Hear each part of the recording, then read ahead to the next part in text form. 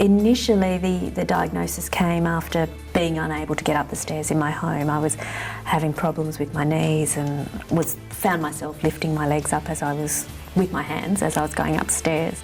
Seek help sooner rather than later. That's been the key thing from my healthcare professionals, from my GP.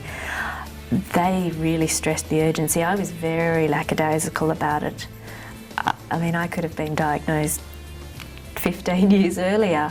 I put it off, and as soon as I started to feel well, I ignored it, you know. I think get there quicker because there's less damage to your joints and you know, much better chance of a normal life than if your joints are totally ruined. No, fatigue's been a real headache. It's hard to explain fatigue sometimes, but a lot of people don't understand fatigue because you look well and you look so good. And because I think also when you've got RA and you've got a chronic illness, you actually make yourself look good. And so you look good on the outside, but inside you just got no energy, you're flat, and it was the hardest thing to explain to people that you wake up after having an 8-hour sleep and you're so tired, it's as if you've not slept at all and you've been awake all night. They just don't get it. They just don't understand that you just can't do anything. I've had a lot of trouble with skin, rashes and things. My elbow, I've got what they call nodules, arthritic nodules. By about this stage, I'd had swelling in both knees. I think my left hand had started to swell, and that was when I decided that I think you have to bite the bullet and start taking these drugs. The effects of physiotherapy on people with inflammatory arthritis was an option that we felt was worthwhile because it was actually something that I could control.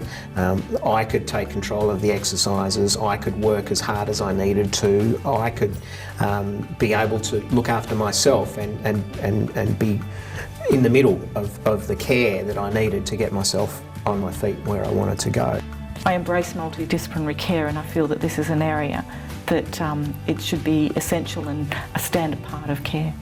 The GP in Geraldton suggested that they do a care plan, and in that care plan you get 5 visits to different health professionals. So I had 1 visit to a physio, 1 to a dietitian, 1 to an exercise physiologist, 1 to a counsellor and 1 to a podiatrist.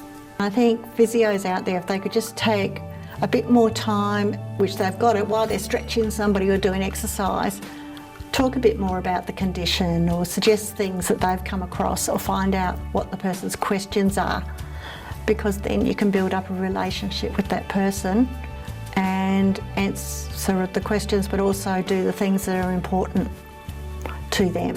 I see my physio every week, or if not every second week, so that's the person who listens to what's causing me the most problems and will work on that problem. So we're just doing 1 joint at a time right now.